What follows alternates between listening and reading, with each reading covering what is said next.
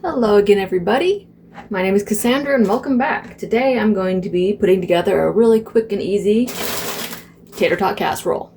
These are the kind I have. These crisp up really nicely, but any kind will do.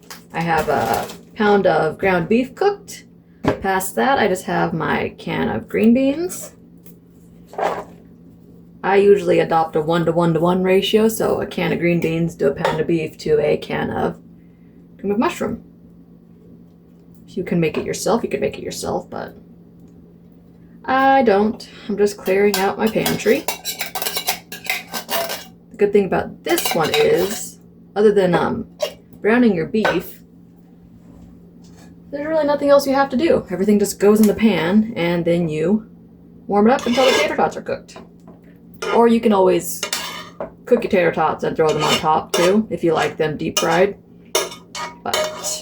So this is a pound of ground beef that I cooked. I drained most of the grease off. I want a little bit for flavor.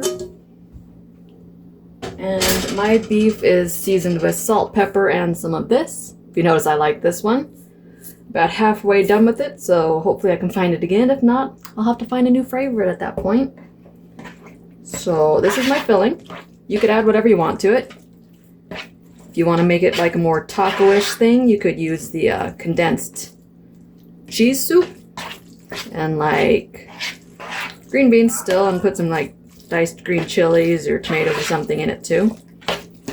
That's my insides. That was a really runny cream of mushroom soup. Usually it's thicker. If it's really thick and you want it to be a little juicier, you could always add a little milk to it too if you like more sauce.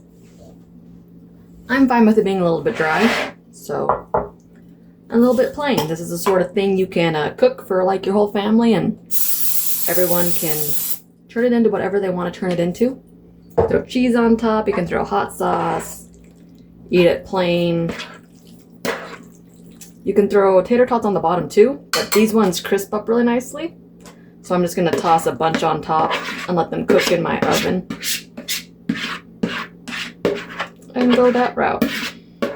You could also probably have stirred this in the pan, but I wanted to spray the bottom of it, just in case. This is pretty sure it's an 8x8 pan. Just perfect for a small family. You can double this recipe or triple it or whatever you need to do, but as it is, a plain is 1-to-1-to-1 because I love recipes like that. They're so easy. You don't got to think about anything. Just open up your cupboard and go. Okay. These are probably a little bit icy, but doesn't really matter. Just gonna put them all at the top. If I could have cheese, I would throw cheese on it in the last like 5-ish minutes that I'm gonna cook it. As it is, I'll probably just throw some salt on top to give them a little bit of more flavor after they're done.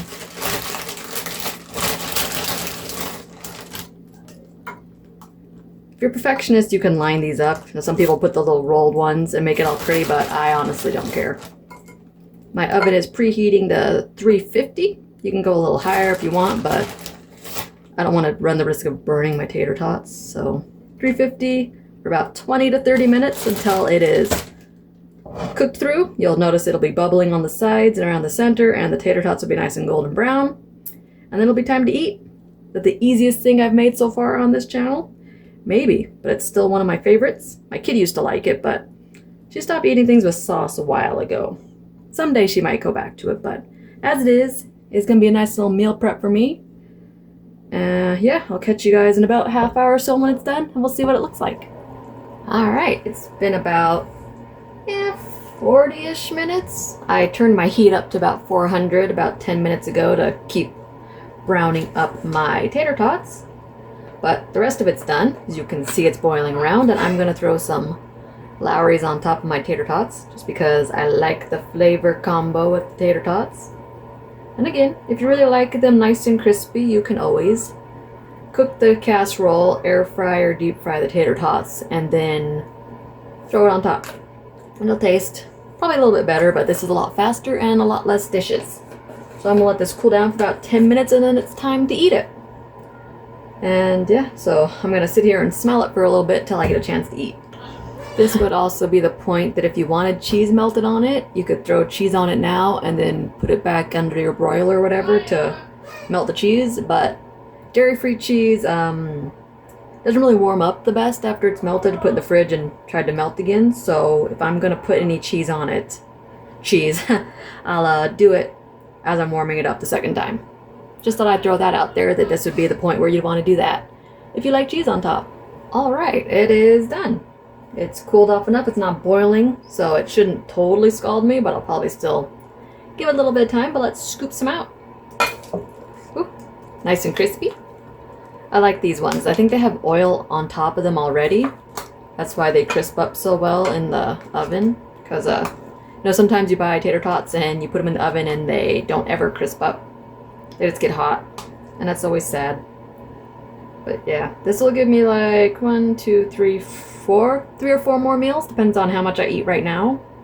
The only thing really missing is some like bread and butter, garlic bread, something like that to go with it. And if you have some crescent rolls, stuff like that, just to bulk it up a little bit. This is a good money saver meal, filling meal, and cook from the pantry basically, because most people have cream of mushroom, green beans. You can just use regular green beans too. It works just fine. I just had the French style, so that's what I put in my casserole.